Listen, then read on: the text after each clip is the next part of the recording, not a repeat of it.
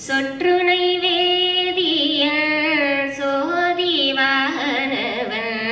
பொற்றுனை தீருந்தடி பொருந்த கை தொழ கற்றுனை பூட்டிவார் கடலில் பாய்ச்சினும் நற்றுணையாவது